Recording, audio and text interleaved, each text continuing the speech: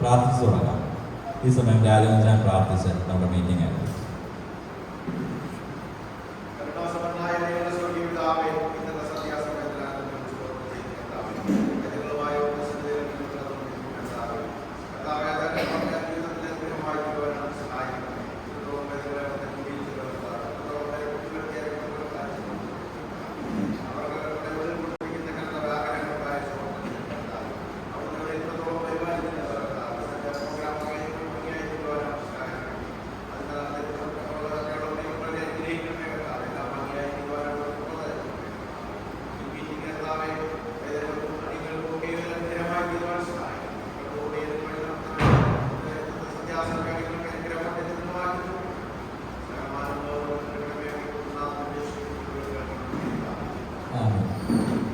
അതായത് നമ്മുടെ ഓഗസ്റ്റ് മാസത്തിലെ യൂത്ത് മീറ്റിംഗ്, ഓഗസ്റ്റ് മാസമല്ലേ ഇത്? ഈ വർഷത്തെ എത്രാമത്തെ മീറ്റിംഗ്? ആരെങ്കിലും ഓർക്കുന്നുണ്ടോ തോന്നാവുന്ന? 2ആണോ 3ആണോ? 3 ഓർക്കുന്നില്ല. എത്ര മീറ്റിംഗ് ആയി കൊല്ലം? സോജൻ പാസ്റ്റർ വന്നിട്ട് എത്ര മീറ്റിംഗ് ആയി അത് പറയാം. 3ാമത്തെ മീറ്റിംഗ് അല്ലേ ആൻറ്റി? 3ാമത്തെ മീറ്റിംഗ്. സൈജ, ഞാൻ ആ കാര്യം ചോദിക്കാൻ വേണ്ടി അല്ല പേര് വിളിച്ചത്. സൈജ നമ്പർ തുടങ്ങിക്കോ. 1 നമ്പർ എടുക്കുക, നമ്മൾ നമ്പർ എടുക്കുക, അറ്റൻഡൻസ് എടുക്കുക. 1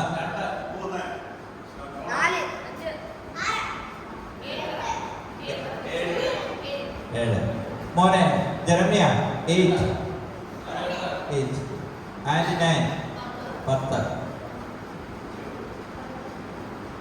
17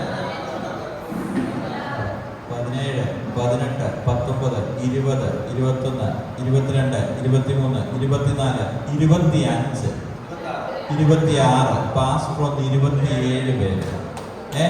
നല്ലൊരു കയ്യടി കൊടുക്കുക. 27 പേര് വെച്ച മീറ്റിംഗ് നമ്മൾ ആദ്യമായിട്ടാണ് ചെയ്യുന്നത്. അതായത് ഇനി എങ്ങനെയാണെങ്കിലും 27 എന്ന് പറയുമ്പോഴത്തേക്ക് ഇതൊരു 6-7 പേരോടോ 7 പേരോടോ ഒക്കെ വരാൻ സാധ്യതയുണ്ട്. നല്ല ഒരു പോസിറ്റീവ് നോട്ടാണ്. കാര്യങ്ങൾ അങ്ങനെ നന്നായിട്ട് പോട്ടെ. അന്നേരം ഇന്നത്തെ മീറ്റിങ്ങില് സീനിയേഴ്സ് എല്ലാവരും ഒന്ന് ശ്രദ്ധിച്ചു. ഇന്നത്തെ മീറ്റിങ്ങില് മുതിർന്ന ആരും, ഇന്നത്തെ മീറ്റിങ്ങിന്റെ ഒരു പ്രത്യേകത എന്ന് പറഞ്ഞാൽ ആരോടും ഒരു മെസ്സേജിന് വേണ്ടി പ്രിപ്പയർ ചെയ്യണമെന്ന് ഇതുവരെ പറഞ്ഞിട്ടില്ല. എന്ന് പറഞ്ഞാല് കുഞ്ഞുങ്ങളുടെ ഭാഗത്തു നിന്നോ സീനിയേഴ്സിന്റെ ഭാഗത്തു നിന്നോ അല്ലെങ്കിൽ ആരുടെ അടുത്തും ഒരു മെസ്സേജിന്റെ കാര്യം പറഞ്ഞിട്ടില്ല. അന്നേരം അത് നല്ലതാണോ അഴുക്കാണോ? ഫ്രിഡ്ജൊക്കെ എന്നെ നോക്കുന്ന നോട്ടം ഇത് എനിക്ക് പണി തരാനാണോ എന്നുള്ളൊരു രീതിയിലാണ് നോക്കുന്നത്. ഇത് നല്ലതാണോ അഴുക്കാണോ? നല്ലത്. ഓക്കെ. അന്നേരം നമ്മുടെ കുഞ്ഞുങ്ങളെ ഈ കാര്യത്തിൽ ഒത്തിരി മോട്ടിവേറ്റ് ചെയ്യുന്നുണ്ട്. പിള്ളേരെ നിങ്ങൾ മെസ്സേജ് പറയണം, അങ്ങനെയാണ് ഇങ്ങനെയാണെന്ന് പറഞ്ഞ് ഒത്തിരി കാര്യങ്ങൾ പറഞ്ഞ് നമ്മൾ മോട്ടിവേറ്റ് ചെയ്യുന്നുണ്ട്. ഇന്ന് അന്നേരം സീനിയേഴ്സിൽ 1-2 പേർക്കൊക്കെ സംസാരിക്കാൻ അവസരം വരും. ഏത് വിഷയമാണെന്നും സജസ്റ്റ് ചെയ്യുന്നില്ല. എല്ലാവർക്കും താല്പര്യമുള്ള, നിങ്ങളെ സ്പർശിച്ചിട്ടുള്ള ഒരു വിഷയം. ഒത്തിരി ഒന്നും വേണ്ട, ഒരു 2 മിനിറ്റ്. എല്ലാവർക്കും അവസരം കിട്ടത്തില്ല, 1-2 പേർക്ക് അതിനുള്ള അവസരം കിട്ടും. അത് നേരത്തെ അങ്ങ് പറയും. ഞാൻ മീറ്റിംഗ് തുടങ്ങുമ്പോഴേ അങ്ങ് പറഞ്ഞു കഴിഞ്ഞാൽ ഒരു 10-20 മിനിറ്റ് ചിന്തിക്കാനുള്ള അവസരങ്ങൾ കാണും. അല്ലെ നല്ല ഓർമ്മകൾ ഓർത്തെടുക്കാനുള്ളത് കാണും. ടെസ്റ്റിമണി, സാക്ഷ്യം മതി എന്ന്. അതാണ് സോണിജ പറഞ്ഞ പോലെ വിശ്വാസ ജീവിതത്തിലേക്ക് കടന്നു വരുവാനുണ്ടായ അനുഭവങ്ങളോ അല്ലെങ്കിൽ അന്നത്തെ ഓർമ്മകളോ എന്താണേലും കുഴപ്പമില്ല, അതിനുള്ള അവസരമുണ്ടെന്ന് അത് ഓർമ്മിക്കുകയാണ്. കുഞ്ഞുങ്ങൾക്ക് മാത്രമല്ല, സീനിയേഴ്സിനും അതിനുള്ള സാധ്യതയുണ്ട്. കാര്യം വേറെ ഒന്നുമല്ല, ഇപ്പൊ നമ്മുടെ പിള്ളേരുടെ അടുത്ത് എല്ലാം പറയുന്നു. ഇതിനകത്ത് നമ്മുടെ അടുത്ത് തിരിച്ചു ചോദിക്കുകയോ, മമ്മി ഒരു പ്രസംഗം അല്ലെ ഒരു സ്റ്റേജിൽ കയറി സംസാരിക്കുന്നത് ഞാൻ കണ്ടില്ലല്ലോ എന്ന് പിള്ളേർ ചോദിച്ചു കഴിഞ്ഞാൽ എന്തോ മറുപടി പറയും? നീ ബൈബിൾ എടുത്ത് വായിക്കണമെന്ന് പറയാൻ പറ്റുമോ? നമ്മുടെ ആൻസർ ഇല്ലാതായിരുന്നു. അന്നേരം അങ്ങനെയുള്ള അവസരങ്ങൾ ഒഴിവാക്കുക എന്നുള്ള ഒരു ഉദ്ദേശത്തിലാണ്. അന്നേരം ഇങ്ങനൊരു സാധ്യതയുണ്ട്. എനിവേ, അത് ഞാൻ ഓർമ്മിച്ചതേ ഉള്ളൂ. ഇൻ ബിറ്റ്വീൻ ഇതിനിടയ്ക്ക് അതിനുള്ള അവസരങ്ങൾ ഉണ്ടായിരിക്കും. ഞാൻ മറന്നു പോവാണെങ്കിൽ പിള്ളേർ ഓർമ്മിക്കണം കേട്ടോ. എന്തോ ഓർപ്പിക്കുന്നേ? മെസ്സേജ് ആരുടെ മെസ്സേജ്? ടീച്ചേഴ്സിന്റെ അല്ലെങ്കിൽ സീനിയേഴ്സിന്റെ മെസ്സേജ് നടന്നിട്ടില്ല എന്ന് ആങ്കർ ചെയ്യുന്ന ആളെ, ലീഡ് ചെയ്യുന്ന ആളെ ഓർപ്പിക്കണം. ഓക്കെ, എന്ന് പറഞ്ഞ് എപ്പോഴും അത് പറയണ്ട, സീനിയേഴ്സ് പ്രസംഗിച്ചോളൂ.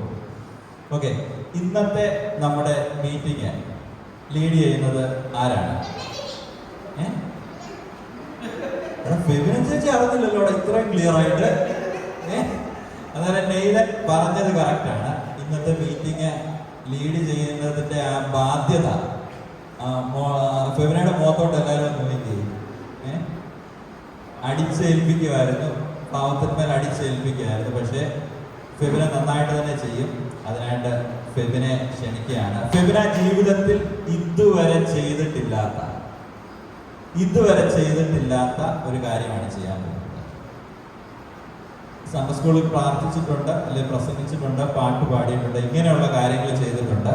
ഒരു മീറ്റിംഗ് ലീഡ് ചെയ്യുക എന്ന് പറയുന്നത് ഫെബിനയുടെ ജീവിതത്തിലെ ആദ്യത്തെ അനുഭവമാണ്. തീർച്ചയായിട്ടും നമ്മുടെ എല്ലാവരുടെയും നല്ല പിന്തുണ വേണം. ഇത് എപ്പോഴും പറയുന്ന പോലെ തന്നെ ഒരു പെർഫെക്ഷന് വേണ്ടിയുള്ള ഒരു ക്രമീകരണമല്ല. ഇത് പല പ്രാവശ്യം ട്രെയിൻ ചെയ്ത് കഴിയുമ്പോൾ ഒരു ദിവസം ആ ഒരു പെർഫെക്ഷനോടെ നമ്മുടെ കുഞ്ഞുങ്ങൾ വേദികളിൽ നിൽക്കും. അതിനുവേണ്ടിയുള്ള ഒരു തയ്യാറെടുപ്പാണ്. അതുകൊണ്ട് നല്ല കയ്യടികളോടെ ഫെബിനെ മീറ്റിംഗിലേക്ക് സ്വാഗതം ചെയ്യുന്നു. ഇനിയുള്ള മീറ്റിംഗിന്റെ സെഷൻസ് ഫെബിനെയാണ് ലീഡ് ചെയ്യുന്നത്.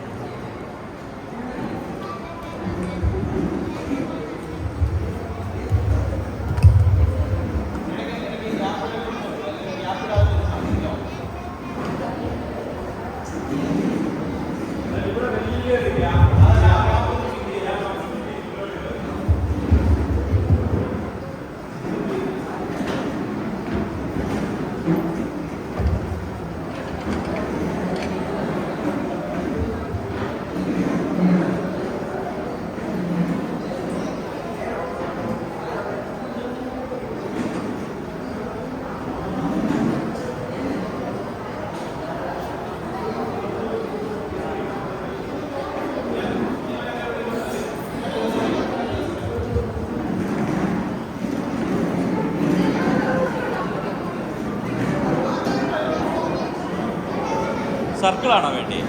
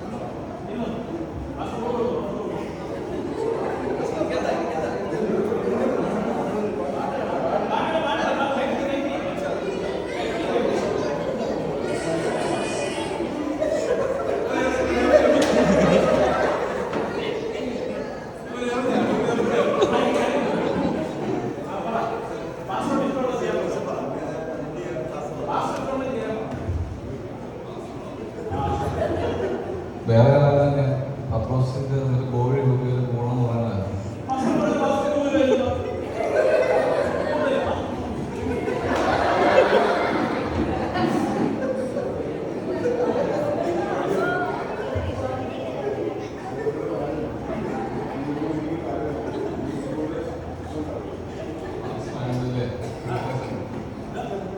മാറ്റി പിടിക്കണം.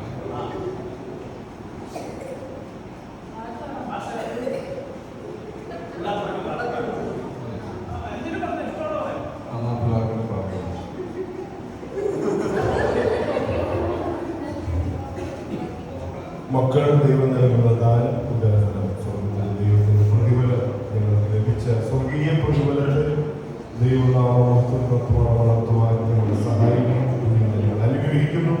ഭാവി തലമുറയുടെ വാഗ്ദാനങ്ങളായി കാണും. സ്വന്തം ഉത്തരവിടണമേ മഹത്വം കൊടുക്കണം. ഈ പ്രോഗ്രാമിൽ ചെയ്യുന്ന പ്രിയപ്പെട്ടവർക്ക് വേണ്ടി പ്രാർത്ഥിക്കുന്നു. ഇവരെ സഹായിക്കണം. എല്ലാ തലമുറകളും ഈ പ്രാർത്ഥനകൾ നന്ദി യേശുവിന്റെ നാമത്തിൽ ലഭിക്കണം.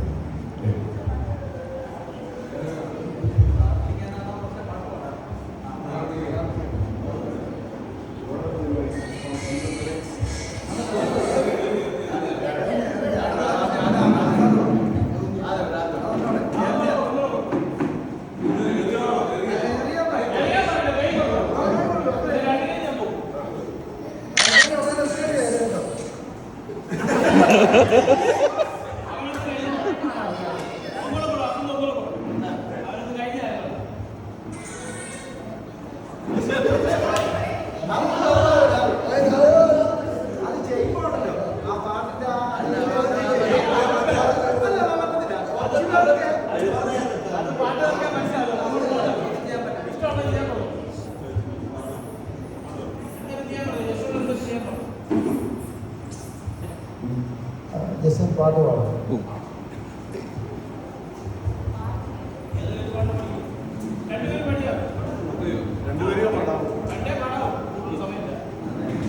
എന്റെ ആവശ്യങ്ങൾ അറിഞ്ഞ് ആകാശത്തിൻ കിളിവാതിൽ തുറന്ന് എല്ലാം സാവധിയായി നൽകിയിടുന്ന എന്റെ യേശു എത്ര നല്ലവൻ.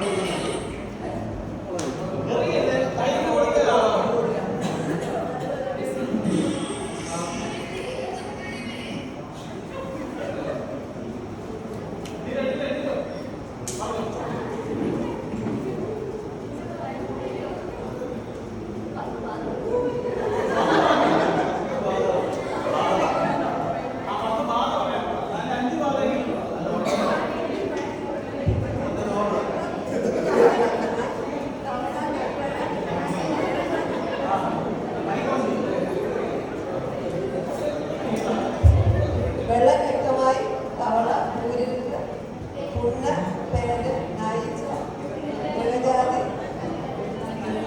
കന്മഴ വെട്ടിപ്പിടി കടന്നു സമയം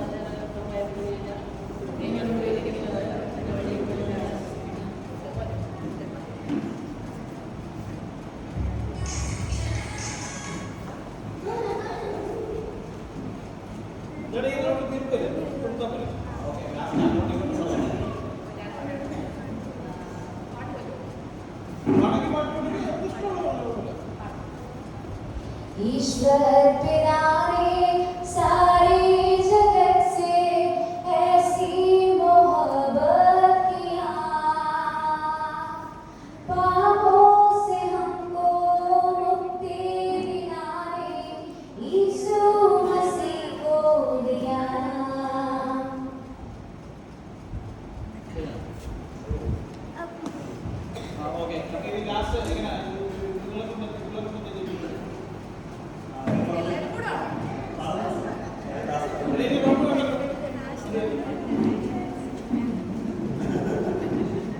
അനുവാൻ്റെ എന്തോ ചെയ്യേണ്ടതെന്ന് പറ.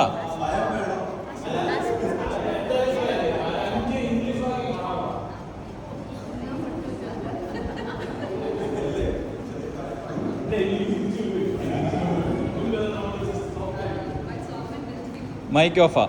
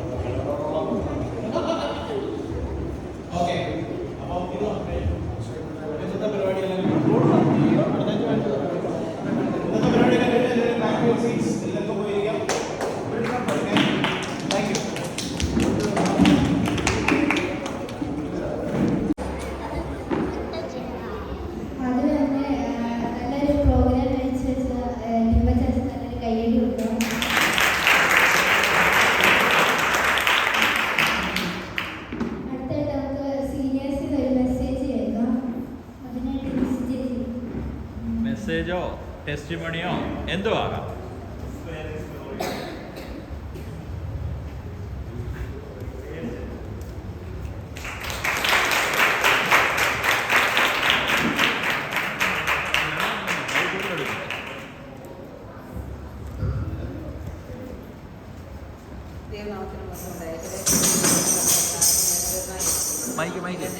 സ്നേഹവന്ദനത്തെ അറിയിക്കുന്നു.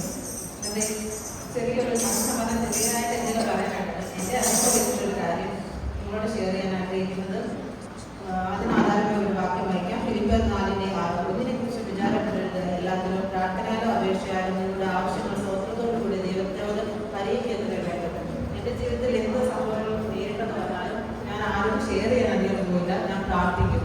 പ്രാർത്ഥിച്ചതിന് മറുപടി നേടിയെടുക്കുകയും ചെയ്യും. എന്നാൽ എൻ്റെ ജീവിതത്തിൻ്റെ പല അനുഭവങ്ങൾ എന്ന് പറഞ്ഞു കഴിഞ്ഞാൽ ജീവിതത്തിൽ ഒരിക്കലും നടക്കത്തില്ലെന്ന് വിചാരിച്ച സംഭവങ്ങൾ പോലും ഞാൻ പ്രാർത്ഥിച്ചിട്ടുണ്ട്. എന്ന് പറഞ്ഞാൽ ആ പ്രാർത്ഥന എന്ന് പറഞ്ഞു കഴിഞ്ഞാൽ ഒരു നേരം ആയിരിക്കത്തില്ല. ചിലപ്പോൾ വെളുപ്പിനെ എണീറ്റ് ചിലപ്പോൾ 1 മണിക്കൂർ ഇരുന്ന് പ്രാർത്ഥിക്കും. വൈകിട്ടായിരിക്കും. എനിക്ക് ഫ്രീ ആയിട്ട് കിട്ടുന്ന സമയം മുഴുവൻ എനിക്ക് എൻ്റെ ആവശ്യം എപ്പോൾ നേടിയെടുക്കുന്നു അതുവരെ ഞാൻ പ്രാർത്ഥിക്കും. ഫ്രീ ആയിട്ട് ചിലപ്പോൾ നടക്കുമ്പോഴായിരിക്കും, പള്ളി വിളിക്കുമ്പോഴായിരിക്കും, ഏത് സമയത്ത് ഞാൻ പ്രാർത്ഥിച്ചുകൊണ്ടേയിരിക്കും. പക്ഷേ അതിനൊരു മറുപടി കിട്ടിക്കഴിഞ്ഞാൽ ജീവിതത്തിൽ നിന്ന് കുറഞ്ഞു പോകുന്നൊരു കാര്യം അത് തന്നെയാണ്. പിന്നെ അടുത്ത വിഷയം ജീവിതത്തിൽ വീണ്ടും കടന്നു വീണ്ടും ഇതുപോലെ ഞാൻ ഇന്ന് പ്രാർത്ഥിക്കും. എനിക്ക് അതിന് മറുപടി ലഭിക്കും. അപ്പൊ എനിക്ക് നിങ്ങളോട് പറയാനുള്ളത്, എന്ത് ആവശ്യങ്ങളും നമ്മുടെ ജീവിതത്തിൽ ഇരുന്നാലും നമ്മൾ പ്രാർത്ഥിച്ചു കഴിഞ്ഞാൽ ദൈവം നമുക്ക് മറുപടി തരുമെന്നുള്ളതാണ് എൻ്റെ ജീവിതത്തിലെ അനുഭവം കൊണ്ട് പറയാനുള്ളത്. എന്നാൽ എന്ത് ആവശ്യത്തിനും നമ്മൾ പ്രാർത്ഥിച്ചു കഴിഞ്ഞാൽ നമ്മൾ ഒരിക്കലും നമ്മുടെ ജീവിതത്തെ സംഭവിക്കില്ലെന്ന് വിചാരിക്കുന്ന പല കാര്യങ്ങൾക്കും ദൈവം നമുക്ക് മറുപടി തരും സർവശക്തനാണ്. ആ ദൈവത്തെ വീണ്ടും നമുക്ക് മുന്നേ പിടിച്ച് മുമ്പോട്ട് പോകാമെന്ന് പറഞ്ഞുകൊണ്ട് എൻ്റെ ചെറിയ പ്രശ്നങ്ങൾ തോന്നുന്നു.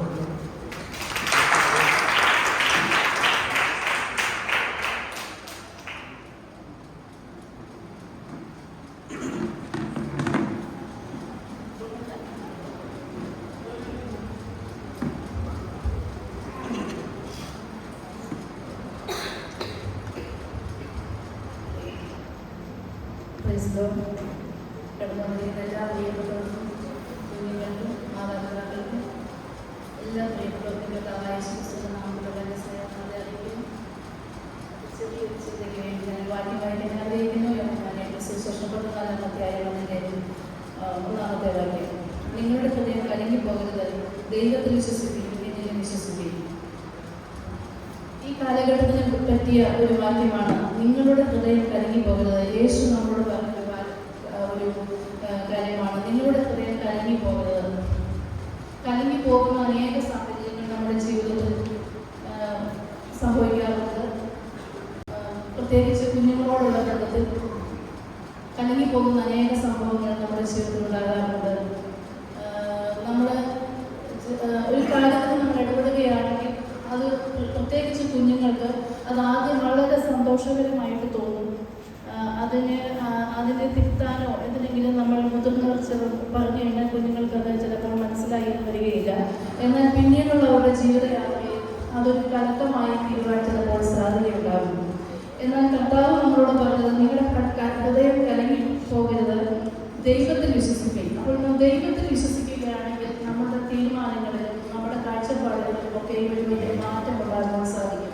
സ്കൂളുകളിലും കോളേജുകളിലൊക്കെ ജോലി സ്ഥലങ്ങളിലൊക്കെ നമ്മൾ കടന്നു പോകുമ്പോൾ കലങ്ങി പോകാതിരിക്കണമെങ്കിൽ അടിയുറച്ച ഒരു വിശ്വാസം, എന്നെ വിശ്വസിക്കും എന്നുള്ള കർത്താവിൻ്റെ വചനം ഓരോ ദിവസവും നമ്മൾ അത് അനുസരിക്കുകയാണെങ്കിൽ കലങ്ങി പോകാതെ ക്രിസ്തുവിൻ്റെ നാളിൽ നല്ല ഒരു മണവാട്ടിക്ക് തുല്യമായി നമുക്ക് നിലനിൽക്കാനായിട്ട് സാധിക്കും. എന്നിലും വിശ്വസിപ്പിൻ, ദൈവത്തിലും വിശ്വസിപ്പിൻ, എന്നിലും വിശ്വസിപ്പിൻ.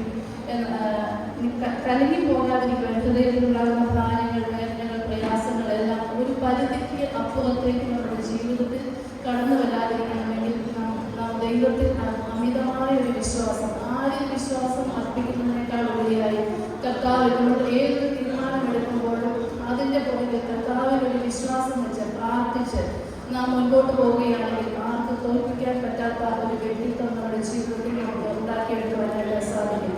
കുഞ്ഞുങ്ങളെ സംബന്ധിച്ച് പറയുകയാണെങ്കിൽ പെട്ടെന്ന് അവർ ഓരോ കാര്യങ്ങൾ ചെന്ന് വീഴുവാനായിട്ടും അവർ ഇടപെടുവാനായിട്ടൊക്കെ ഇടയായിത്തീരും. കാരണം രാവിലെ സ്കൂളിൽ കടന്നു പോകുമ്പോൾ, കോളേജിൽ കടന്നു പോകുമ്പോൾ ദൈവസന്നിധിയിൽ പ്രാർത്ഥിച്ച്, ഒന്നുകിൽ മാതാപിതാക്കളെ കൊണ്ട് പ്രാർത്ഥിപ്പിച്ച് അല്ലെങ്കിൽ സ്വയമായി പ്രാർത്ഥിച്ച് നാം കടന്നു പോകുകയാണെങ്കിൽ ആ ദിവസത്തിൽ നമുക്ക് നേരിടേണ്ടതായ ബുദ്ധിമുട്ടുകളിൽ നിന്നും പ്രയാസങ്ങളിൽ നിന്നെല്ലാം ദൈവം നമ്മളെ രക്ഷിപ്പാനായിട്ട് ഇടയായിത്തീരും. ആകയാൽ ഇന്ന് രാത്രിക്കാലം എനിക്ക് പ്രിയ കുഞ്ഞുങ്ങളോട് പറയുവാനുള്ളത്, ദൈവത്തിൽ വിശ്വസിച്ച് കർത്താവിന് വേണ്ടി ജീവിക്കാൻ നാം നമ്മെ തന്നെ ഒരുക്കുകയാണെങ്കിൽ പ്രയാസങ്ങളിൽ കടന്നു പോകാതെ, അധികമായി ഹൃദയം കലങ്ങി പോകാതെ ദൈവത്തോട് ചേർന്ന് മാതാപിതാക്കൾക്കും സഹോദരങ്ങൾക്കും അതുപോലെ തന്നെ ഭവനത്തിനും ദേശത്തിനും സഭയ്ക്കൊക്കെ ഒരു അനുഗ്രഹപ്പെട്ട ഭേദങ്ങളായി തീരുവാൻ കർത്താവ് നിങ്ങളെ സഹായിക്കും.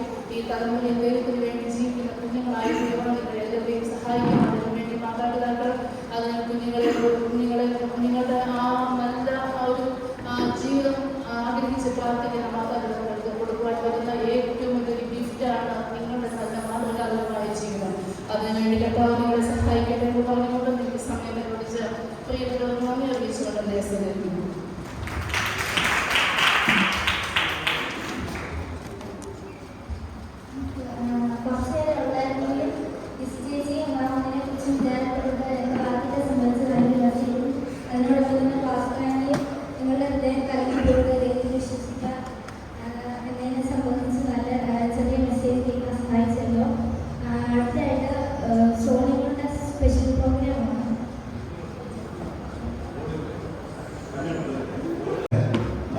വളരെ സന്തോഷത്തോടു കൂടിയാണ് ഞാൻ ഇവിടെ ഇരിക്കുന്നത്. ഞാനിവിടെ വന്നതിന് ശേഷമുള്ള മൂന്നാമത്തെ യൂത്ത് മീറ്റിംഗാണ്. ഏകദേശം നമ്മുടെ ഹോളിൻ്റെ പകുതിയോളം ആളായിട്ടുണ്ട്. നമ്മുടെ ചർച്ചിൻ്റെ ഏറ്റവും വലിയ ഗ്യാതറിംഗായിട്ട് ഇത് മാറണം. അതിനുവേണ്ടി നമ്മൾ ആഗ്രഹിക്കണം, ഒക്കെ പ്രാർത്ഥിക്കണം. നമ്മുടെ കുഞ്ഞുങ്ങളെ എല്ലാവരെയും ഇൻസ്പയർ ചെയ്യാനും അവർക്ക് അവരോടൊപ്പം ചെലവഴിക്കാനും കിട്ടുന്ന അവസരങ്ങളെയൊക്കെ ഏറ്റവും നല്ല രീതിയിൽ വിനിയോഗിച്ചുകൊണ്ട് അവരെ വളർത്തിയെടുക്കാൻ നമുക്ക് സഹായിക്കണം എന്ന് ഞാൻ ആഗ്രഹിക്കുകയാണ്.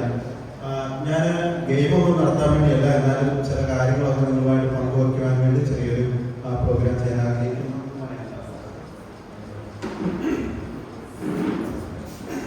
ഇവിടെ ഒരു ബോക്സ് ഞാൻ കൊണ്ടുവന്നിട്ടുണ്ട്. ഇതിനകത്ത് കുറച്ച് സാധനങ്ങളൊക്കെ ഉണ്ട്. അപ്പം ആരും പേടിക്കേണ്ട, വലിയവരെ ആരും വിളിക്കുന്നവരെ മാത്രമേ വിളിക്കത്തുള്ളൂ. ഞാൻ പറയുന്ന സാധനം അതിനകത്ത് നിന്ന് എടുക്കണം, അത്ര മാത്രമേ ഉള്ളൂ കേട്ടോ. പെൻസില് അങ്ങനെയൊക്കെയുള്ള സാധനങ്ങൾ. ഓക്കെ അല്ലേ? നിങ്ങൾ ഓക്കെ അല്ലേ? ഓക്കെ ആണോ? ഇത് റെഡി ആയിട്ടിരിക്കണേ. ഓക്കെ, അപ്പോൾ ഞാനും നോക്കട്ടെ എന്തൊക്കെയാണ്.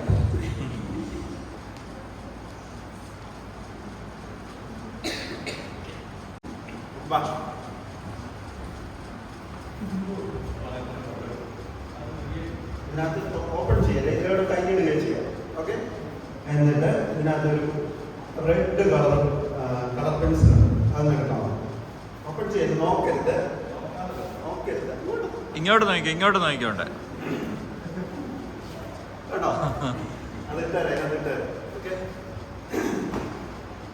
ഇനി അടുത്ത ആരാ? കൈ വെക്കും. ഇതിന് കിട്ടിയോ? കറക്റ്റ് കിട്ടിയോ? ഇല്ലെങ്കിൽ ഇനി അടുത്ത ആരാ? കൈ വെക്കും. നിങ്ങൾ എന്താ കൈ വെക്കാത്ത? പേടി എന്തിനാ? ഓടിച്ചല്ലേ.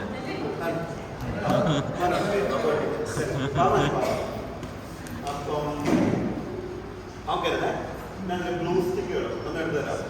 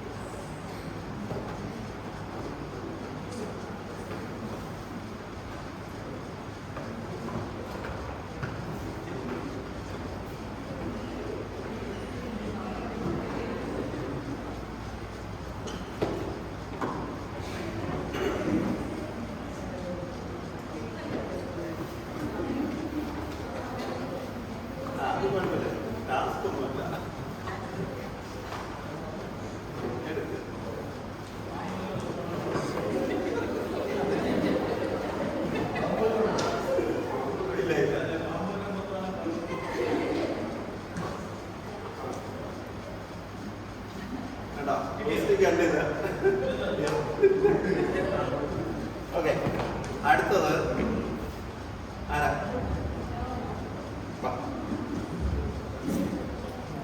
ഇതിനകത്തൊരു 2 ഡിസ്പോസബിൾ കപ്പുകളുണ്ട്. ഒരു ഗ്രീൻ ഉണ്ട്, അതിനകത്ത് ഗ്രീൻ കളറിൽ നോക്കരുത്.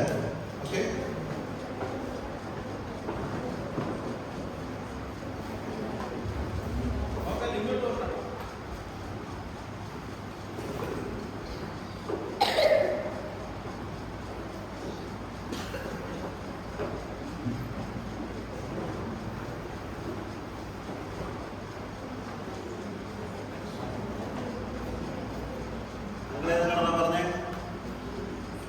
Green colour.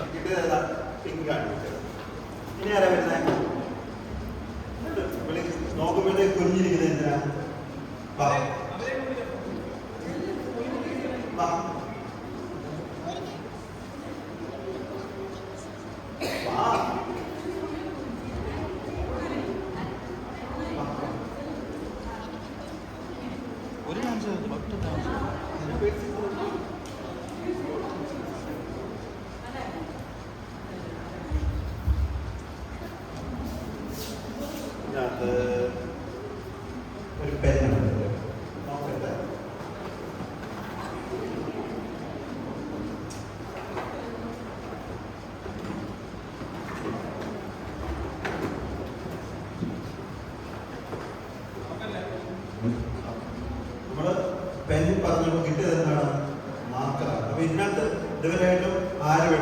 ഈ ആരും വരുന്നോ?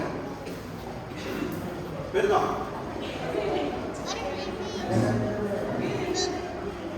ആരും വരും. പോകാം. സ്നേഹിതരുണ്ട്. പോകാം. ചെല്ലണ്ട ജോഷി റേസർ എടുത്ത് തരാം. റബ്ബി റബ്ബർ അറിയോ?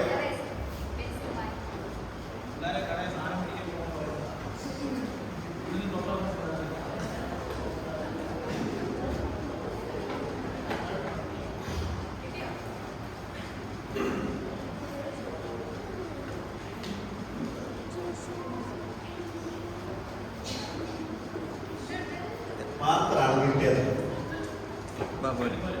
അപ്പം ഇതിനകത്ത് കുറേ സാധനങ്ങൾ കിടപ്പുണ്ട്. വരുന്നോ? വാ.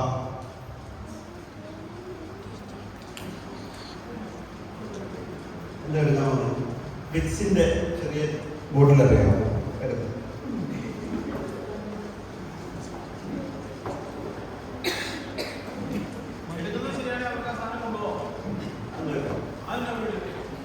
അത് ബേസ് വെക്കണം. രാവിലെ മഞ്ഞ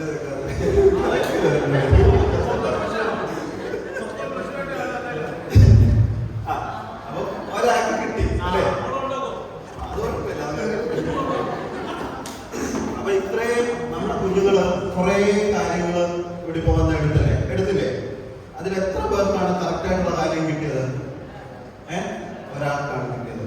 ഇതിൽ നിന്ന് എന്താണ് നമുക്ക് ഒരു മനസ്സിലാക്കാൻ പറ്റുന്നത്? നമ്മൾ മനസ്സിലാക്കിയെടുക്കുന്ന ഒരു കാര്യം എന്താണ് അറിയാൻ പറ്റുന്നുണ്ടോ? ആർക്കെങ്കിലും ഇതിനെപ്പറ്റി ഒരു മോട്ടിവേഷൻ പറയാമോ? ഓക്കെ, അടുത്തത്. ആ ഓക്കെ ഓക്കെ. ഇതിനെപ്പറ്റി എന്തെങ്കിലും ഒരു കാര്യം ആർക്കെങ്കിലും മുന്നോട്ട് വന്ന് പറയാമോ? ഇപ്പം ഈ നടത്തിയ കാര്യത്തിൽ നിന്ന് എന്തെങ്കിലും ഒരു കാര്യത്തെ പറ്റി നിങ്ങൾക്ക് ചിന്തിച്ച് പറയാമോ? ആരെങ്കിലും?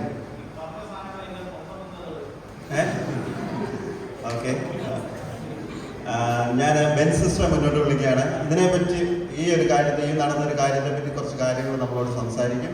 എല്ലാവരും അത് കൈയടിച്ചേ.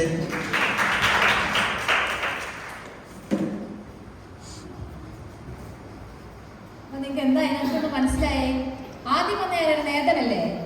ആ നേതനോട് എന്തു എടുക്കാൻ പറഞ്ഞേ? റെഡ് കളറിലെ കളർ പെൻസില്. മോൻ എന്നാ എടുത്തത്? പേസ്റ്റ്. അപ്പൊ എന്ത് കുഞ്ഞിന് മനസ്സിലായേ? ഒരു സാധനം നമ്മൾ തെരഞ്ഞു അല്ലേ? കിട്ടിയില്ല. പക്ഷെ കിട്ടിയത് എന്തുവാ? വേറൊരു സാധനം. മോള് കുറേ നേരം തപ്പി. ഞാൻ വെച്ച് കിട്ടുമായിരിക്കും എന്ന് അല്ലേ? അയോണ കുറേ നേരം തപ്പി അല്ലേ? എന്ത് വരുന്ന നോക്കട്ടെ, ഗ്ലൂ സ്റ്റിക്ക്. അപ്പൊ എന്ത് വരുന്ന എടുത്തത്? മാർക്കർ. ഹെഡ്സെറ്റോ? Okay okay. അപ്പം അങ്ങനെ കുറേ പേര് എടുത്തതിൽ പിച്ചു ആണ് വിക്സ് തപ്പിയെടുത്ത്. നോക്കിയായിരുന്നോ? നോക്കാതാണോ എടുത്തേ? ചാക്കോച്ചി വന്നിട്ട് ഡിസ്പോസിബിൾ കപ്പായിരുന്നു, കളർ മാറിപ്പോയി അല്ലേ? അപ്പൊ ഇതിൽ നിന്ന് നിങ്ങൾക്ക് എന്തോ മനസ്സിലാവുന്നത്? നിങ്ങൾക്ക് നമ്മൾ സാധാരണ ജീവിതത്തിൽ ചെയ്യുന്ന ഒരു കാര്യമാണ് തിരയുക. തിരയുക എന്ന് പറഞ്ഞതിന്റെ ഇംഗ്ലീഷ് വേർഡ് എന്തുവാ? സെർച്ച് ചെയ്യുക. നമ്മൾ എവിടാ സെർച്ച് ചെയ്യുന്നത് സാധാരണ? ഗൂഗിളിൽ. അതാ നോബിള്. നമുക്ക് എന്തെങ്കിലും ഒരു കാര്യങ്ങൾ വരുവാണെങ്കിൽ നമ്മൾ ആദ്യം സെർച്ച് ചെയ്യുന്ന എവിടാന്നറിയോ? ഗൂഗിളിൽ. എന്തെങ്കിലും ഒരു വേർഡ് ഉണ്ടെങ്കിൽ. അപ്പൊ ഇതിനകത്തുനിന്ന് കിട്ടിയത് നമ്മൾ ഒരു കാര്യം നമ്മൾ സെർച്ച് ചെയ്യും, പക്ഷെ നമുക്ക് കിട്ടുന്ന ഇൻഫർമേഷനോ റോങ് ആയിരിക്കും. ചിലപ്പം അത് ശരിയാവാം, പക്ഷേ മോസ്റ്റ് ഓഫ് ദ ടൈം അത് റോങ് ആയിരിക്കും. നമ്മളെ അതൊരു വേറൊരു നിലയിലേക്ക് നമ്മളെ മാറ്റി തീർക്കും അല്ലേ? ഗൂഗിളിലൊക്കെ നമ്മൾ ഏതൊരു വേർഡ് കിട്ടിയാലും നമ്മളിപ്പോൾ സെർച്ച് ചെയ്യും. നിങ്ങൾ പഠിക്കുന്ന സമയത്താണെങ്കിലും എന്തെങ്കിലും കിട്ടുവാണെങ്കിലോ അല്ലെങ്കിൽ ആരെങ്കിലും എന്തെങ്കിലും പറയും, നമുക്ക് മനസ്സിലായില്ല, നമ്മൾ പെട്ടെന്ന് ഗൂഗിൾ എടുക്കും, സെർച്ച് ചെയ്യും. അത് കൂടാതെ നമ്മൾ പേരൻസോ അല്ല അങ്ങനെയൊക്കെ ചെയ്യുവാണെങ്കിൽ നമുക്ക് എനിക്കുള്ളൊരു സ്വഭാവമുണ്ട്. ഏതെങ്കിലും ഒരു രോഗം കിട്ടുവാണെങ്കിൽ അത് സെർച്ച് ചെയ്യും. നമുക്കൊരു ചെറിയ കൈവേദനയായിരിക്കും, സെർച്ച് ചെയ്യുമ്പോൾ നമുക്ക് കിട്ടുന്നത് പോലെ ക്യാൻസർ ആണെന്നൊക്കെ ആയിരിക്കും. അങ്ങനത്തെ റോങ് ആയിട്ടുള്ള ഒത്തിരി ഇൻഫർമേഷൻസ് ആണ് നമുക്ക് ഗൂഗിളിലോ അങ്ങനെയൊക്കെ പല രീതിയിലും കിട്ടുന്നത്. അപ്പം നമ്മൾ ഒരു കാര്യം നമ്മൾ സെർച്ച് ചെയ്യുമ്പോൾ അത് തെറ്റിക്കാതിരിക്കാനായിട്ട് നമ്മൾ കറക്റ്റായിട്ടത്, ഇപ്പം നിങ്ങൾ ഒരു കാര്യം സെർച്ച് ചെയ്യും. അപ്പോൾ നിങ്ങൾ അത് കിട്ടുന്ന ഇൻഫർമേഷൻ നിങ്ങൾക്ക് സീനിയർ ആയിട്ടുള്ള ഒരാളോട് ചോദിക്കാം അത് കറക്റ്റ് ആണോ എന്നുള്ളത്. പല രീതിയിൽ നമ്മളെ ഇപ്പം സൈബർ അല്ലെങ്കിൽ ആ ഒരു ടെക്നോളജി രീതിയിൽ നമ്മളെ തെറ്റിക്കുന്നുണ്ട്. ഇപ്പോഴത്തെ ഏറ്റവും കൂടുതൽ സംഭവം, നമ്മുടെ ഏറ്റവും വലിയ ടെക്നോളജി എന്ന് പറഞ്ഞാൽ ആർട്ടിഫിഷ്യൽ ഇൻ്റലിജൻസാണ്. നമ്മൾ കഴിഞ്ഞ ദിവസം ഒരു ന്യൂസ് പേപ്പറിൽ വായിച്ചു, എങ്ങനെയായിരുന്നു ഒരാൾ ഒരു ഫ്രണ്ടാണെന്നുള്ള രീതിയിൽ സൗണ്ടും എല്ലാം വെരി സിമിലർ. ഫോണിൽ വിളിച്ചിട്ട് ചോദിച്ചു എനിക്ക് ഇത്രയും കാശ് വേണം. അപ്പം പുള്ളി നോക്കിയപ്പോൾ ഫ്രണ്ടിൻ്റെ സെയിം സൗണ്ട്. കുറേ നാളുകൾക്ക് ശേഷം വിളിക്കുകയാണ്, പുള്ളി ട്രാൻസ്ഫർ ചെയ്ത് കൊടുത്തു. കുറച്ച് ദിവസം കഴിഞ്ഞിട്ട് കിട്ടുന്നില്ല. ആ ആളെ വിളിച്ച് അന്വേഷിച്ചപ്പോൾ പുള്ളി അങ്ങനെ ഒരു കാര്യം ചോദിച്ചിട്ട് പോലുമില്ല. എന്ന് വെച്ചാൽ ആ സെയിം ടോണ് എല്ലാം നമുക്കിപ്പോൾ ഇമിറ്റേറ്റ് ചെയ്യാൻ പറ്റുന്ന ആർട്ടിഫിഷ്യൽ ഇൻ്റലിജൻസ് ഉണ്ട്. അപ്പം നമ്മൾ ഈ ഒരു അവസാന കാലഘട്ടത്തിൽ എത്തിച്ചേരുമ്പോൾ നമ്മൾ ജസ്റ്റ് ഒരു വാക്യം വായിച്ചിരിക്കുന്ന മത്തായി 27 ആരും നിങ്ങളെ തെറ്റിക്കാതിരിക്കാൻ സൂക്ഷിച്ചു കൊള്ളുക. അപ്പം നമുക്ക് ഈ ഒരു ഞാൻ നിങ്ങൾക്ക് പറഞ്ഞു തരുന്നതെന്ന് പറഞ്ഞു കഴിഞ്ഞാൽ നമ്മൾ സെർച്ച് ചെയ്യുന്നതൊക്കെ വളരെ നല്ലതാണ്. പക്ഷേ കറക്റ്റായ ഒരു ഇൻഫർമേഷൻ, അല്ലെങ്കിൽ ഇപ്പം ബാങ്ക് ഒത്തിരി ഇത് നടക്കുന്നുണ്ട് അല്ലേ, OTP ചോദിക്കുന്നത്. അപ്പം ബാങ്കിൽ നിന്നൊക്കെ ഒത്തിരി മെസ്സേജ് നമുക്ക് വരുന്നുണ്ട്. അതുപോലെ തന്നെ ഫിഷിംഗ് മെയിലുകളുണ്ട്. എന്ന് പറഞ്ഞാൽ ഇപ്പം SBI.com എന്നായിരിക്കും, അപ്പം SBI അല്ലെങ്കിൽ ഒരു S കൂടുതൽ വരുമോ അങ്ങനെ എന്തെങ്കിലുമൊക്കെ കാണും കേട്ടോ. അപ്പോൾ ഇത് നിങ്ങൾക്ക് ബിബ്ലിക്കലായിട്ടുള്ളൊരു നോളേജ് അല്ല, അല്ലാതെ ഒരു ടെക്നോളജി പരമായിട്ടൊരു നോളേജ് പറയുകയാണ്. അപ്പം നമ്മൾ എന്തെങ്കിലും കാര്യങ്ങൾ സെർച്ച് ചെയ്യുമ്പോൾ അത് തന്നെയാണോ എന്ന് സൂക്ഷിച്ച് നോക്കുക കേട്ടോ. അതിങ്ങനെ ഇപ്പം പേരൻസ് ആയാലും പല രീതിയിൽ നമ്മളെ തെറ്റിക്കാം. അപ്പം അതൊക്കെ കറക്റ്റാണോ ഇൻഫർമേഷൻസ് നിന്ന് നോക്കി. അതാണ് സോണിച്ചാൻ കാണിച്ചു തന്നത്. നമ്മളൊരു കാര്യം സെർച്ച് ചെയ്തു, പക്ഷെ നമുക്ക് കിട്ടിയത് റോങ്ങായ ഒരു ഇൻഫർമേഷൻ. നമ്മൾ അത് തന്നെ ശരിയായിരിക്കും എന്ന് പറഞ്ഞ് നമ്മൾ ആ രീതിയിൽ മുന്നോട്ട് പോകും, പക്ഷേ അത് തെറ്റാണ്. അപ്പം നിങ്ങൾ പേരൻസിനോട് ചോദിക്കണം അത് ശരിയാണോ. ഇനിയിപ്പം നിങ്ങൾ തോന്നുവാണെങ്കിൽ ഒരു കാര്യം, അല്ലെങ്കിൽ നിങ്ങളുടെ സീനിയേഴ്സിനോട് നിങ്ങൾക്ക് അറിയാം, ഒരാൾക്കും അതിനെക്കുറിച്ച് അറിയാമെന്നുണ്ടെങ്കിൽ അവരോട് ചോദിക്കുക കേട്ടോ. ഇത്രയാണ് എനിക്ക് ഇതിൽ നിന്ന് പറയാനുള്ളത്. സോണിച്ചാൻ എന്തെങ്കിലും അഡീഷണൽ ആയിട്ട് പറയാനുണ്ടെങ്കിൽ. കേട്ട കാര്യങ്ങൾ കൃത്യമായിട്ട് മനസ്സിലായോ? ഇപ്പം നിങ്ങൾ പേനയ്ക്ക് പകരം ഒരു പെൻസിൽ എടുക്കും, അല്ലെ ഒരു ഗ്ലൂ സ്റ്റിക്ക് പറഞ്ഞപ്പോൾ നിങ്ങൾ വേറൊരു സാധനമാണ് എടുത്തത് അല്ലേ. നിങ്ങൾ അത് യൂസ് ചെയ്യുമോ? നിങ്ങൾക്ക് പേനയ്ക്ക് പകരം അത് യൂസ് ചെയ്യാൻ പറ്റുമോ? പറ്റത്തില്ല. എന്ന് പറയുന്നത് പോലെ തന്നെ നമ്മൾ എന്ത് സെർച്ച് ചെയ്യുന്നോ അത് കൃത്യമാണോ എന്ന് നമ്മൾ ഉറപ്പിച്ചിട്ട് മാത്രമേ നമ്മൾ മുമ്പോട്ട് പോകാവൂ. ഇപ്പം വളരെ ഇൻഡിപെൻഡൻ്റ് ആയിട്ട് ഫോൺ യൂസ് ചെയ്യുകയും സെർച്ച് ചെയ്യുകയും ചെയ്യുന്ന കുഞ്ഞുങ്ങളാണ് നമ്മുടെ കൂടെയുള്ള എല്ലാവരും വളരെ ഇൻഡിപെൻഡൻ്റ് ആയിട്ട് യൂസ് ചെയ്യാണ്. പക്ഷേ ഇവർ സെർച്ച് ചെയ്യുന്ന കാര്യങ്ങളും ഇവർ എന്തൊക്കെ കാര്യങ്ങളാണ് സെർച്ച് ചെയ്യുന്നത് എല്ലാം കൃത്യമാണോ? ഇപ്പം ഇതിങ്ങനെ സെർച്ച് ചെയ്ത് കണക്ട് ചെയ്ത് അങ്ങ് പോകും. പക്ഷേ ഇതിനകത്ത് പേരൻസിനോട് ഞാൻ പറയാനുള്ളത്, നമ്മളും എത്രത്തോളം അവരെ ശ്രദ്ധിക്കുന്നുണ്ട്, നമ്മുടെ ശ്രദ്ധ എത്രത്തോളം അവരിലുണ്ട്, അവർ ചെയ്യുന്ന കാര്യങ്ങൾ കൃത്യമാണോ കറക്റ്റാണോ എന്ന് കൃത്യമായിട്ട് നോക്കുന്ന എത്ര പേരൻസ് ഉണ്ട്. ഇതൊക്കെ നമ്മുടെ ഇടയിൽ ആവശ്യമാണ്, പേരൻസിൻ്റെ ഇടയിൽ ആവശ്യമാണ്. കുഞ്ഞുങ്ങൾ വളരെ ശ്രദ്ധിക്കണം. നിങ്ങൾ സെർച്ച് ചെയ്യുന്ന കാര്യങ്ങൾ നിങ്ങൾക്ക് കഴിവതും നിങ്ങളുടെ പേരൻസിൻ്റെ ഹെൽപ്പ് അല്ലെങ്കിൽ നിങ്ങളുടെ സീനിയർ ആയിട്ടുള്ള വ്യക്തികളുടെ ഹെൽപ്പോട് കൂടി ചെയ്യാൻ വേണ്ടി ശ്രമിക്കണം. കാരണം 1000 കാര്യങ്ങളുണ്ടെങ്കിൽ അതിൽ ഒന്ന് മാത്രമേ ചിലപ്പോൾ ശരിയാകത്തുള്ളൂ. എനിക്കറിയാം, എനിക്ക് വളരെ അറിയാവുന്ന സുഹൃത്തുക്കളുണ്ട്. ഒരു സ്പെല്ലിങ്ങിലോ ഒരു ലെറ്ററിൻ്റെ മാത്രം വ്യത്യാസത്തിൽ ആ സൈറ്റിൽ പോയിട്ട് ഫോൺ ചാർജ് ചെയ്തിട്ട് പണം നഷ്ടപ്പെട്ടിട്ട് ഒന്നല്ല, ഒരു 4000 dirhams, അതായത് 1,00,000 രൂപയോളം നഷ്ടപ്പെട്ടിട്ട് ആളുകളെ എനിക്കറിയാം. അപ്പം നമ്മൾ വളരെ അലേർട്ടായിട്ടിരിക്കണം. നമ്മൾ സെർച്ച് ചെയ്യുന്ന കാര്യങ്ങൾ കൃത്യമാണോ, നല്ല കാര്യങ്ങളാണോ, ദൈവത്തിൻ്റെ പ്രകാരമുള്ളതാണോ, അതുപോലെ തന്നെ അങ്ങനെയൊക്കെയുള്ള കാര്യങ്ങൾ നമ്മൾ വളരെ ശ്രദ്ധിക്കണം. അപ്പം ഈ ഒരു പ്രോഗ്രാമിൽ കൂടി എന്താ മനസ്സിലായത്? നമ്മൾ സെർച്ച് ചെയ്യുന്നത് ഒരു കാര്യമായിരിക്കാം, പക്ഷേ ചിലപ്പോൾ ശരിയായിരിക്കാം. ഇവിടെ നമ്മൾ ചെയ്തതിൽ ഒരാൾ മാത്രമാണ് ശരിയായത്. നമുക്ക് കാണാത്ത കാര്യങ്ങൾ, നമുക്ക് ഇൻവിസിബിൾ ആയിട്ടുള്ള കാര്യങ്ങൾ നമ്മൾ സെർച്ച് ചെയ്യുമ്പോൾ നമുക്ക് കിട്ടാവുന്ന ഇൻഫർമേഷൻസ് ഒക്കെ റോങ് ആയിരിക്കും. അപ്പം നമ്മൾ അത് ഉപയോഗിക്കാതെ, ആ തെറ്റായിട്ട് കിട്ടുന്ന കാര്യം നമുക്ക് ഒരിക്കലും ഉപയോഗിക്കാൻ പറ്റാതെ അതിനെ മാറ്റി വെച്ചിട്ട് കറക്റ്റായിട്ടുള്ള റിയലായിട്ടുള്ള കാര്യങ്ങളിൽ കൂടെ മാത്രം മുന്നോട്ട് പോവുക എന്ന് കാണിക്കാൻ വേണ്ടിയാണ് ഞാൻ ഈ ഒരു കാര്യം ചെയ്തത്. എല്ലാവരും ഓക്കെ അല്ലേ? എല്ലാവർക്കും ഇഷ്ടപ്പെട്ടില്ലേ? ഓക്കെ. അപ്പം ബെൻസി ആന്റിക്ക് നന്ദി പറയുന്നു, അവസരം തന്ന ജോബിൻ അച്ചാച്ചന് നന്ദി പറയുന്നു. ഓക്കെ, അതെനിക്ക് ഒത്തിരി ഇഷ്ടപ്പെട്ടു കേട്ടോ. ആ പറഞ്ഞത് എനിക്ക് ഒത്തിരി ഇഷ്ടപ്പെട്ടു. എല്ലാവരും ഒന്ന് കൈയടിച്ച് പ്രോത്സാഹിപ്പിച്ചേ.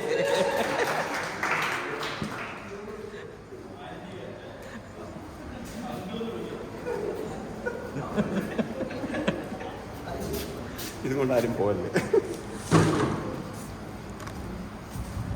നല്ലൊരു ദൈവത്തിനോടൊപ്പം തന്നെ നമ്മളെ തെറ്റിക്കാൻ പല സാഹചര്യങ്ങളും നമ്മുടെ മുമ്പിൽ വരും. പക്ഷേ ദൈവത്തിൻ്റെ വഴിയിൽ കൂടെ നടക്കുക എന്നൊരു മോഡലും നമുക്ക് അതിൽ കൂടെ തന്നു. അടുത്തായിട്ട് സയണ ചേച്ചിയുടെ പാട്ടാണ്. രണ്ടുപേരുണ്ട്. സയണ ചേച്ചിയുടെ റിസോണയുടെ പാട്ടാണ്. അതിനായിട്ട് എന്നെ ക്ഷണിക്കും.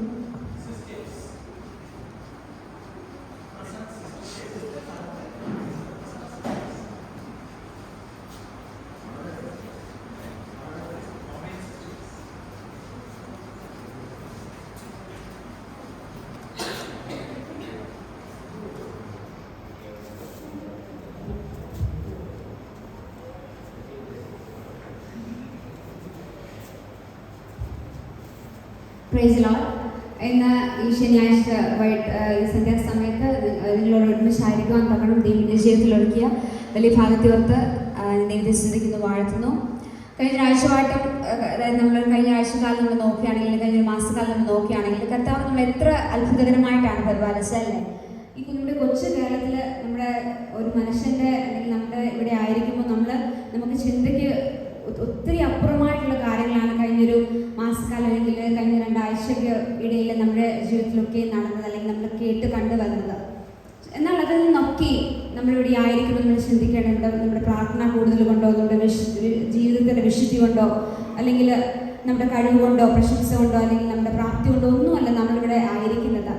ഈ സന്ധ്യാസമയം നമുക്ക് ദൈവം നമ്മുടെ ജീവിതത്തിൽ നൽകിയിട്ടുണ്ടെങ്കിൽ കർത്താവ് നമ്മളെ കൊണ്ടൊരു ഉദ്ദേശമുണ്ട്. അത് ഇതുവരെ പൂർത്തീകരിച്ചിട്ടില്ല എന്നുള്ളതാണ് നമ്മൾ മനസ്സിലാക്കേണ്ടത്. മാത്രമല്ല, ലോകത്തിലുള്ള എല്ലാ കാര്യങ്ങളെക്കാട്ടിലും നീതിയുള്ളൊരു ദൈവം നമ്മുടെ കൈക്ക് പിടിച്ചിട്ടുണ്ട് എന്നുള്ള വിശ്വാസം നമ്മുടെ ജീവിതത്തിൽ ഓരോ ദിവസവും ഉണ്ടായിരിക്കേണ്ടതാണ്. അപ്പോൾ ഞങ്ങളിവിടെ പാട്ട് പാടാനാണ് വന്നിരിക്കുന്നതെന്ന് പറഞ്ഞ് ഞാൻ കൂടുതൽ ദീർഘിപ്പിക്കുന്നില്ല.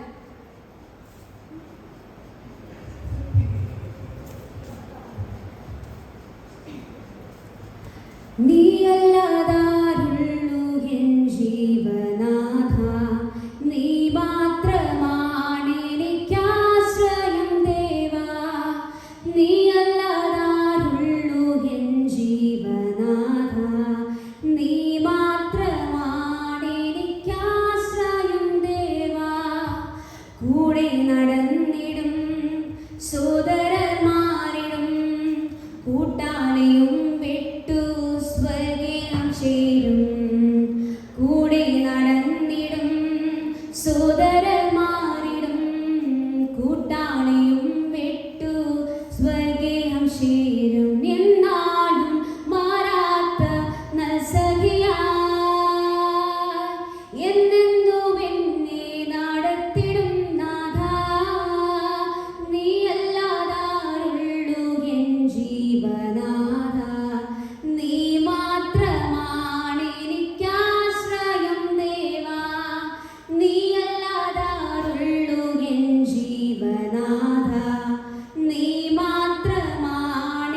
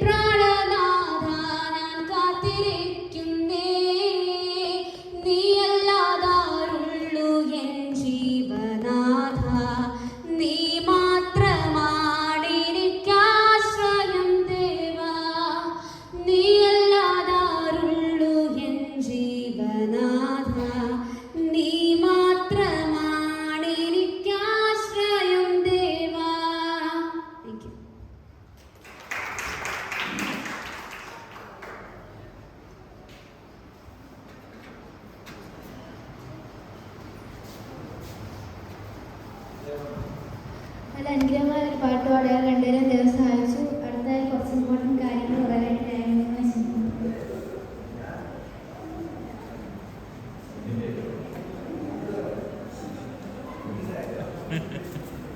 അനൗൺസ്മെന്റ്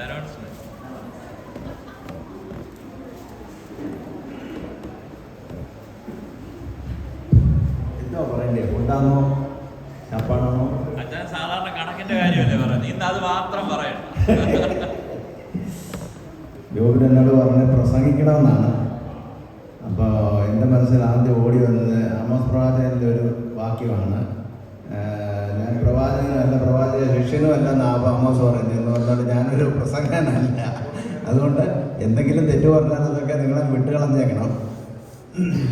നമ്മൾ പല പ്രസംഗങ്ങളും കേട്ടിട്ടുണ്ട്. ബൈബിളിലെ പല ജാതികളെയും പല വ്യക്തികളെയും പറ്റിയൊക്കെ നമ്മൾ കേട്ടിട്ടുണ്ട്. അതിൽ ഒരു ജാതിയിൽപ്പെട്ട 3 പേരെ ഞാൻ ഒന്ന് ചൂണ്ടിക്കാണിച്ചേച്ച് ഞാൻ നിർത്താൻ പെട്ടെന്ന്. ഏറ്റവും ഉന്നത ജാതിയാണ് ബൈബിളിൽ കാണുന്ന യഹൂദ ജാതി. ഏറ്റവും താഴ്ന്ന ഗണത്തിൽപ്പെടുന്ന ഒരു ജാതിയാണ് ശമരിയാക്കാരൻ.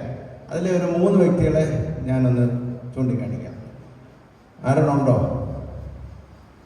ശമരിയാക്കാരായ 3 വ്യക്തികൾ. ഒന്നൊരു നല്ല ശമരിയാക്കാരനെ പറ്റി പറയുന്നുണ്ട്. നല്ല ശമരിയാക്കാരൻ്റെ പേരറിയാവുന്ന ആരെങ്കിലും ഉണ്ടോ ഇവിടെ?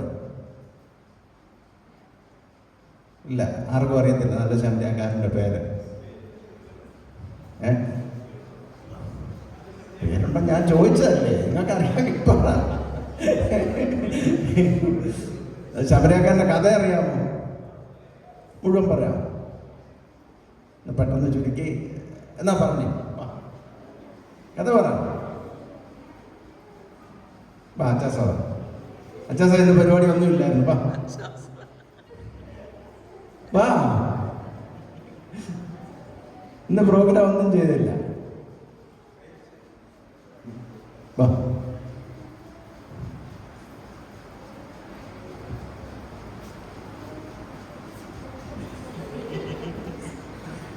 ഒരു രോഗി അവിടെ വയ്യാതെ നടന്നപ്പം ആരും പുള്ളി ഇങ്ങനെ എല്ലാവരോടും ചോദിച്ചു, സഹായിക്കാമോ, സൗഖ്യമാക്കാമോ, എന്നെ ആശുപത്രി വിളിച്ചോന്ന് ചോദിച്ചു.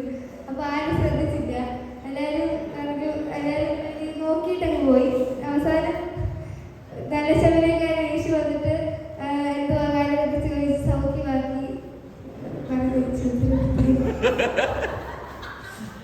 രോഗിയല്ല, ആരെങ്കിലും എന്നെ ആശുപത്രി കൊണ്ടുപോകാമെന്ന് ചോദിച്ചില്ല.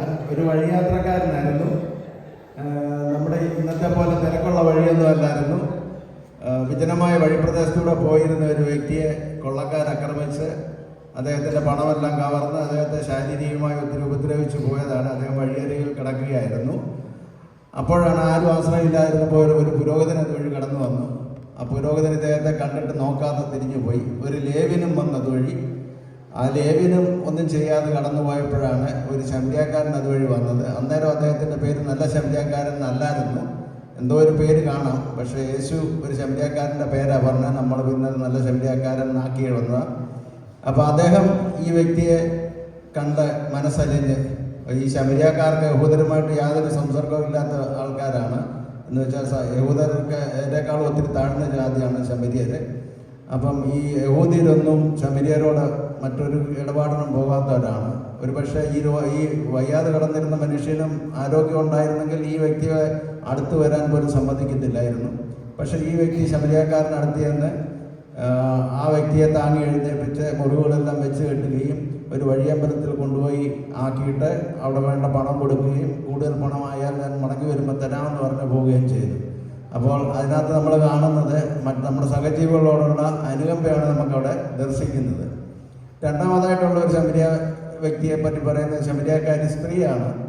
യേശു ദാഹിച്ച് കിണറെങ്കിൽ വെള്ളം കുടിക്കാൻ വേണ്ടി ചെന്നപ്പം കോരുവാൻ തൊട്ടിയില്ലായിരുന്നു. അപ്പോൾ ഒരു സ്ത്രീ തൊട്ടിയുമായിട്ട് വന്നു.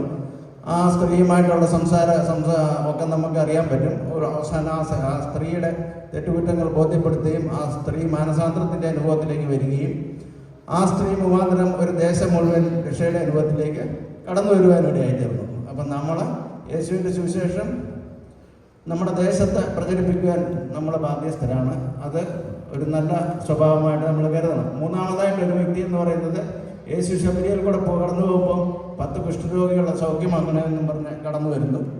അപ്പം ഈ 10 കുഷ്ഠരോഗികളിൽ പല ജാതിക്കാരുണ്ടായിരുന്നു. പക്ഷേ ഈ 10 കുഷ്ഠരോഗികളെ യേശു സൗഖ്യമാക്കി.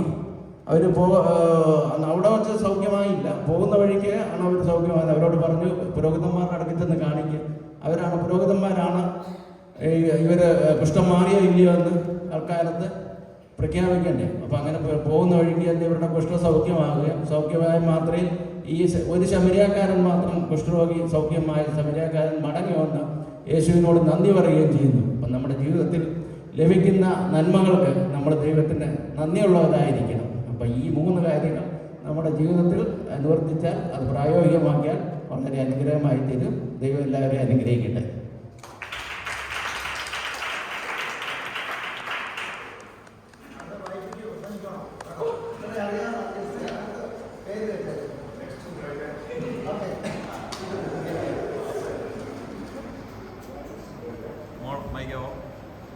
നല്ല ശമരിയാക്കാരനെ കുറിച്ചുള്ള കുറച്ച് കഥകൾ പറഞ്ഞുതരാൻ എൻ്റെ ദൈവനെ സഹായിച്ചു. അടുത്ത ചെറിയൊരു ഷോർട്ട് മെസ്സേജ് പറയാനായിട്ട് പാസ്റ്ററിനെ ക്ഷണിക്കുന്നു.